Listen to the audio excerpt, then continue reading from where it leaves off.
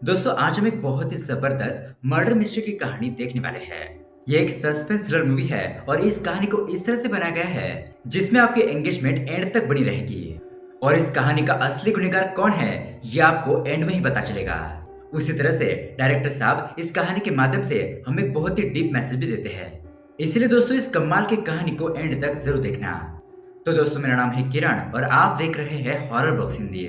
अगर आपको भी ऐसे ही साउथ के मर्डर मिस्ट्री मूवी देखना पसंद है तो हमारे चैनल को सब्सक्राइब जरूर कीजिए क्योंकि हम आपके लिए ऐसे वीडियोस लाते रहते हैं। तो चलिए बिना किसी देरी के शुरू करते हैं आज की कहानी। कहानी की शुरुआत होती है एक लड़की से जिसका नाम होता है नर्मदा। नर्मदा अपना ऑफिस खत्म करने के बाद अपने घर पर जा रही होती है। तो वही दूसरे सीन में हम एक आदमी को देखते हैं जो कि अपने टूल बॉक्स से स्क्रू ड्राइवर लेता है। अब नर्मदा किसी रास्ते से जा रही होती है तो वहां पर एक लड़का जिसने अपने फेस पर मास्क पहना हुआ होता है वो अपने साइकिल के पास बैठकर कुछ कर रहा होता है। नर्मदा के थोड़ा आगे जाने पर वो लड़का अपनी साइकिल लेकर वहां से चला जाता है। अब उसके थोड़ी देर बाद हम देखते हैं कि नर्मदा को एक कार फॉलो करने लगती है, लेकिन कुछ दूर जाने के बाद वो कार भी वहां से गायब हो जाती है। तो फिर से नर्मदा के थोड़ा आगे जाने पर एक आदमी उसको चोरी छुपते हुए फॉलो करने लगता है, लेकिन थोड़ी देर के बाद वो आदमी भी वहां से चला जाता है। लेकिन दोस्तों तभी अचानक एक अनजान आदमी नर्मदा के गले पर वार करता है जिस वजह से बहुत ज्यादा खून बहने लगता है। नर्मदा घायल हो जाती है और रेंगते रेंगते अपने घर के पास जाने लगती है।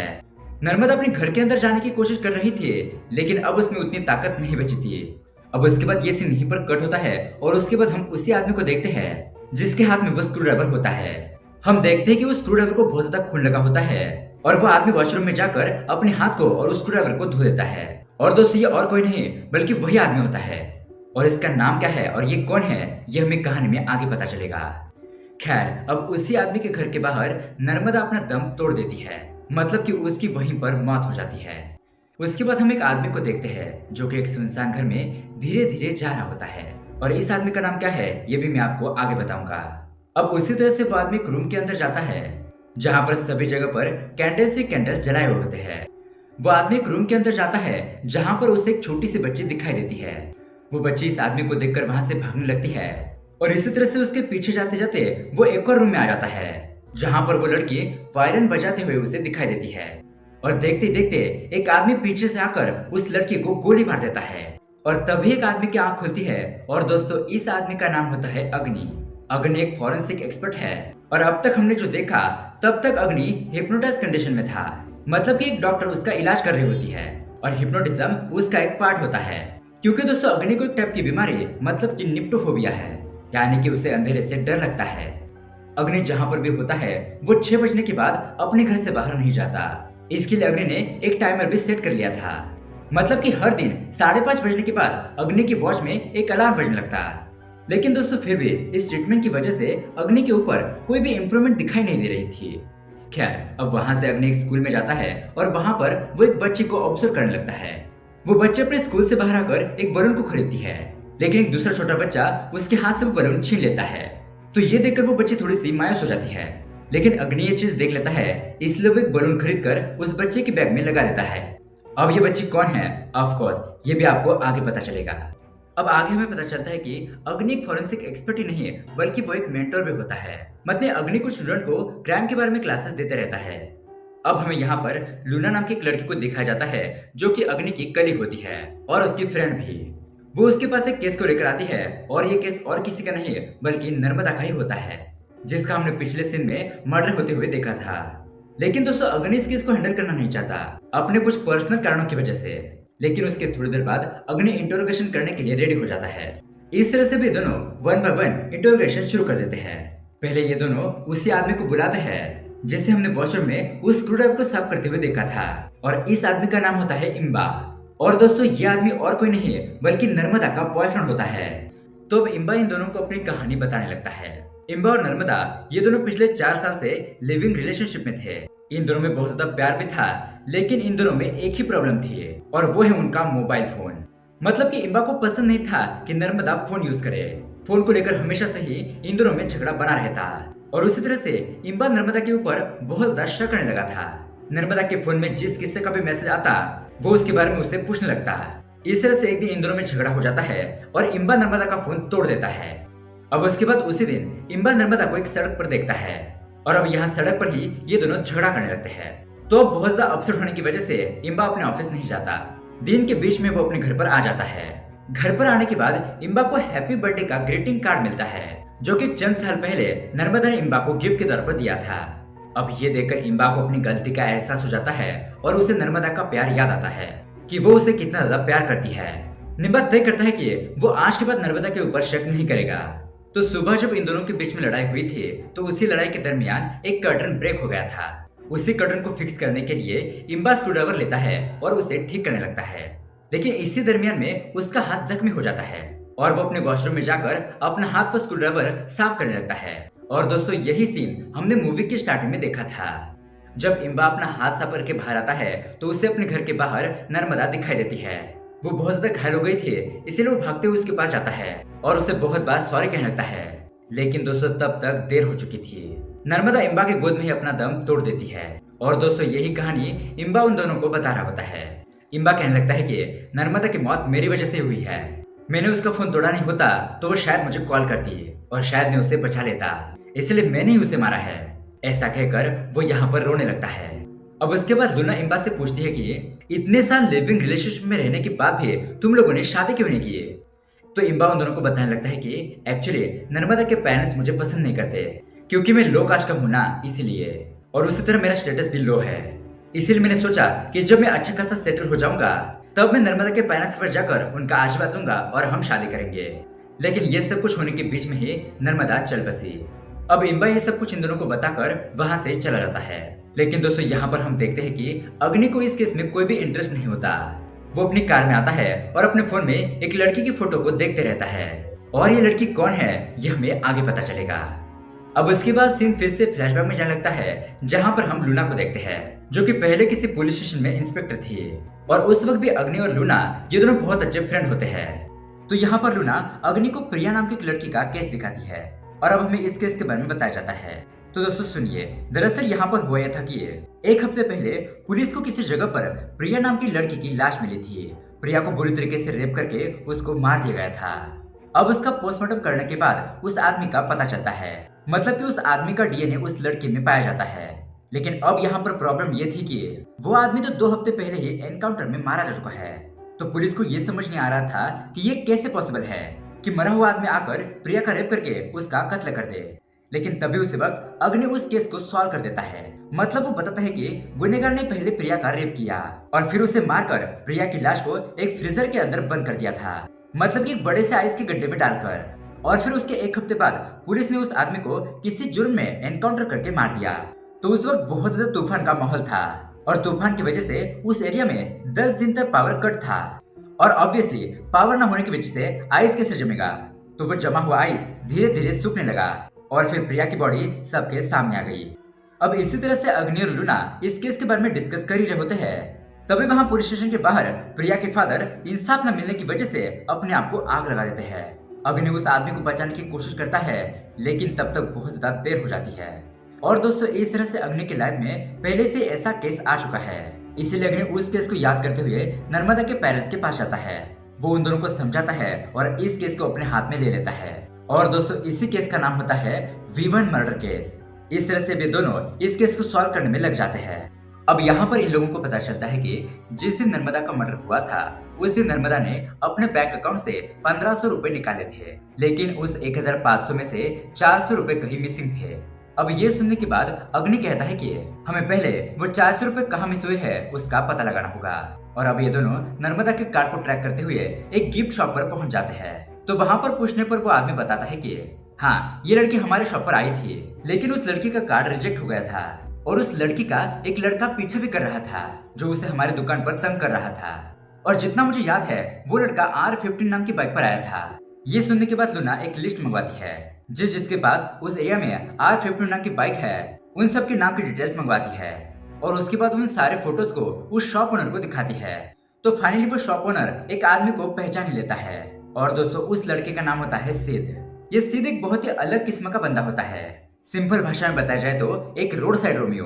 अब सिद्ध यहाँ पर लूना को बताने लगता है कि वो नर्मदा से प्यार करता था। हाँ, वो अलग बात है कि ये उसका वन साइड लव था और हर वक्त नर्मदा उसे रिजेक्ट करती रहती थी।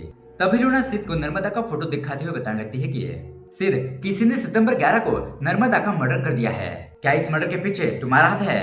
तो ये बात सुनने के बाद सिद्ध उस दिन की बात बताने लगता है कि नर्मदा अपने बॉयफ्रेंड को गिफ्ट देने के लिए उस गिफ्ट शॉप पर आई थी और उस वक्त वहाँ पर सिद्ध भी आया था और सिद्ध नर्मदा को देखकर उसे तंग करने लगता है।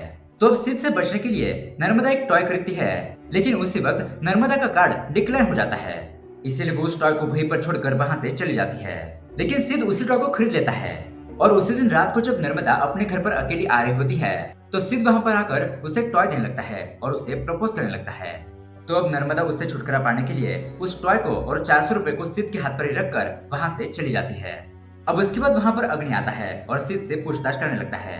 अब सिद्ध इनबा को नफरत करता था क्योंकि इनबा नर्मदा का बॉयफ्रेंड था और उसी दिन का इंसिडेंट अब वो बताने लगता है। जब सिद्ध अपने रास्ते से जा रहा था तो सड़क पर नर्मदा और इनबा ये दोनों झगड़ा कर रहे थे और सिद्ध ने बात नोटिस कर ली थी। अब ये सब कुछ सुनने के बाद अग्नि सिद्ध को वहाँ से जाने के लिए कहता है और उसके बाद वहाँ पर लूना आती है और अग्नि पर चिल्लाने लगती है कि तुमने इस मेंटल सिद्ध को ऐसे ही कैसे जाने दिया। अग्नि लूना को समझाते हुए कहने लगता है कि सिद्ध कत्ल नहीं कर सकता क्योंकि वो बस रोड साइड रोमियो है, उसे एक लड़की नहीं मिली तो वो दूसरे लड़की के पीछे पड़ जाएगा। हाँ, वो थोड़ा अलग है लेकिन वो मर्डर नहीं कर सकता। अब उसके बाद दोनों पूछताछ के लिए जूलिया को बुलाते हैं। जूलिया नर्मदा की कली होती है और ये भी इनबा को पसंद नहीं करती थी क्योंकि इनबा हर वक्त नर्मदा पर शक करता रहता था। और अब यहाँ पर जूलिया भी उसी दिन का इंसिडेंट बताने लगती है। जिस दिन जूलिया अपने ऑफिस से बाहर जा रही थी तो बाहर सड़क पर इनबा और नर्मदा ये दोनों झगड़ा कर रहे थे और ऑफ कोर्स ये बात जूलिया ने भी नोटिस कर ली थी। उसके बाद जूलिया उन दोनों को ये भी बताती है कि नर्मदा के फादर ने अपना इन्फ्लुएंस का यूज करके नर्मदा को मेडिकल में सीट दिलवाई थी, लेकिन नर्मदा तो मेडिकल नहीं करना चाहती थी, जिसकी वजह से नर्मदा ने अपने पेरेंट्स से 2 साल तक बात नहीं की थी। और उसी तरह से नर्मदा के पेरेंट्स भी इनबा को पसंद नहीं करते थे क्योंकि वो कम कमाता था और उसके पास कोई भी स्टेटस नहीं था। लेकिन नर्मदा इनबा को बहुत चाहती थी। इवन दोस्तों नर्मदा ने अपने इंश्योरेंस के पेपर पर अपने पेरेंट्स का नहीं बल्कि इनबा का नाम लिखा था एज अ नॉमिनी के तौर पर, लेकिन ये इनबा है कि हर वक्त नर्मदा पर शक करता रहता था। तो ऐसा हो सकता है कि शायद इनबा ने ही नर्मदा का मर्डर किया हो। तो अब जूलिया की ये बात सुनकर अग्नि और लूना ये दोनों ही फौरन इनबा के घर पर पहुंच जाते हैं और वो भी पूरे पुलिस फोर्स के साथ। अब उस घर के अंदर जाने के बाद उन्हें पता चलता है कि इनबा तो इस दुनिया में नहीं रहा, मतलब कि उसकी मौत हो चुकी है।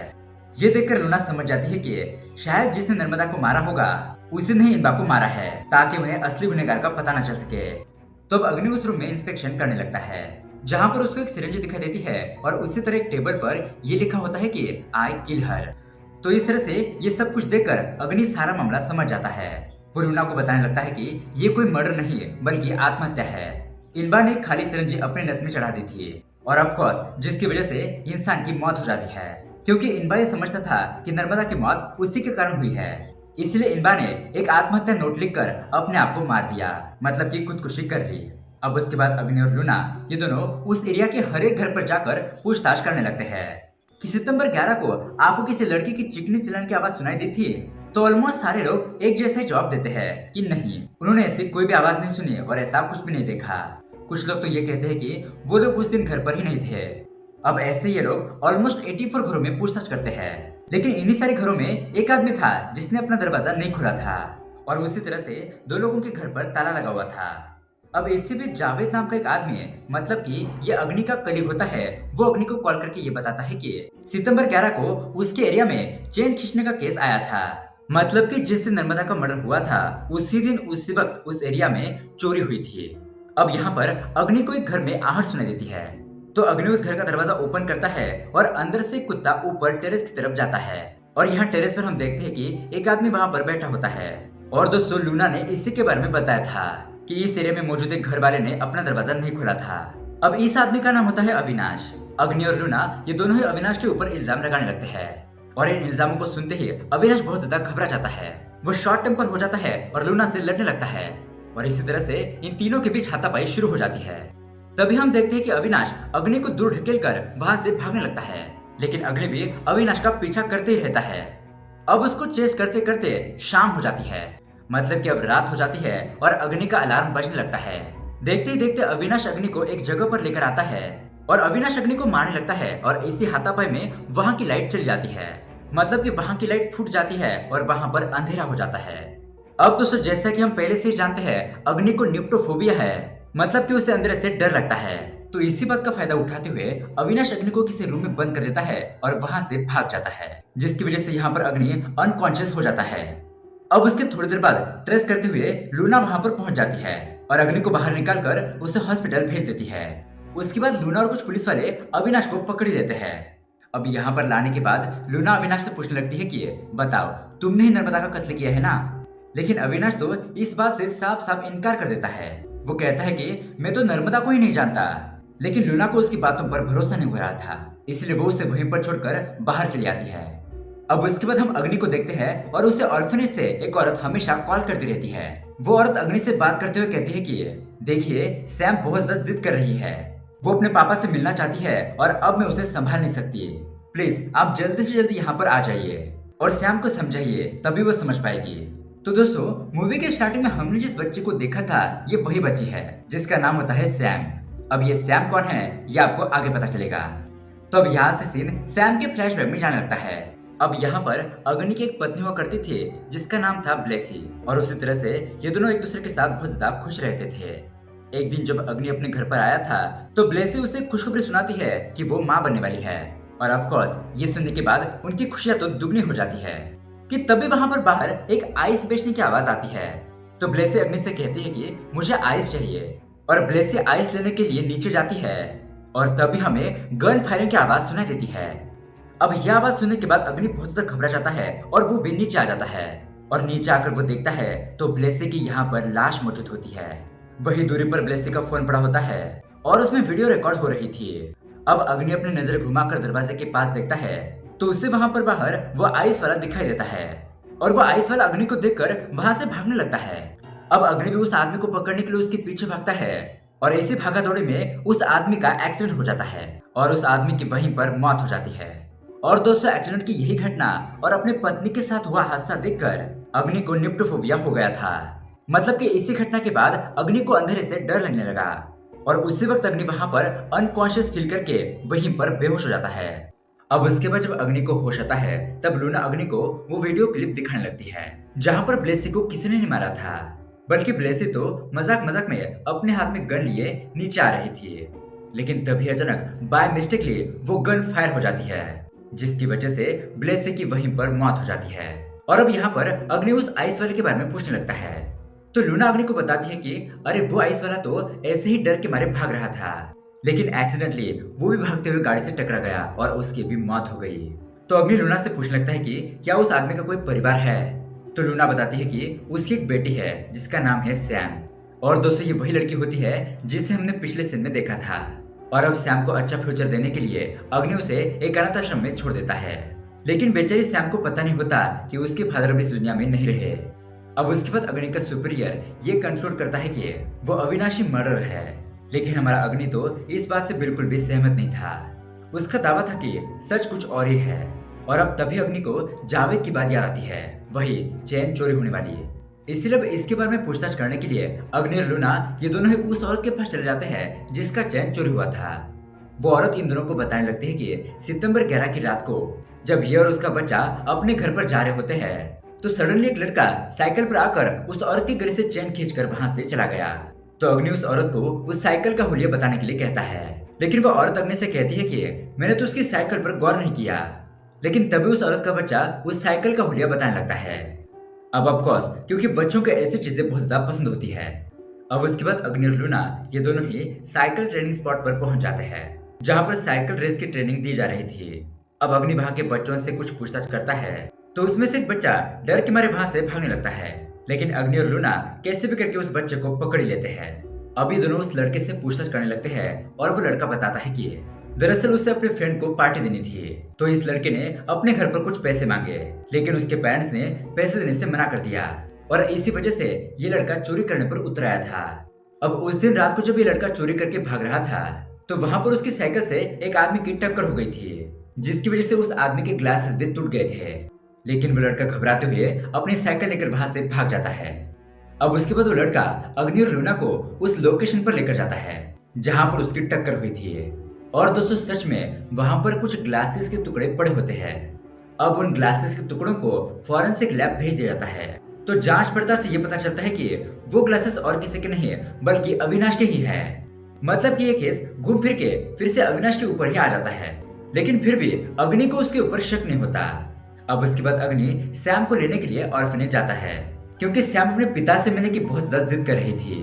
वो उसे अपने घर पर लाने का डिसाइड करता है। तो ये लोग जब घर पर आ रहे थे तो रास्ते में अग्नि संगी के पास जाता है। अब दोस्तों ये संगी अविनाश की पड़ोसन होती है।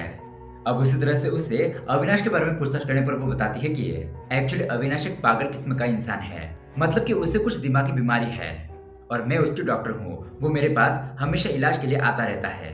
अब क्योंकि ये मर्डर केस का मामला था और मैं इसमें फंसना नहीं चाहती थी और इसलिए मैंने उसे पहचानने से इनकार कर दिया था। अब तभी वहाँ पर अविनाश आ जाता है और इन दोनों की बातें सुन लेता है और उसे बहुत ज्यादा गुस्सा आ जाता है और वो संगी के ऊपर हमला करने लगता है।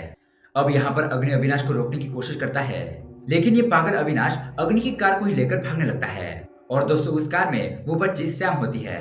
अब दोस्तों इस तरह से उस अविनाश को फिर से पकड़ते हुए रात हो जाती है और इसी चेसिंग में अग्नि जख्मी भी हो जाता है।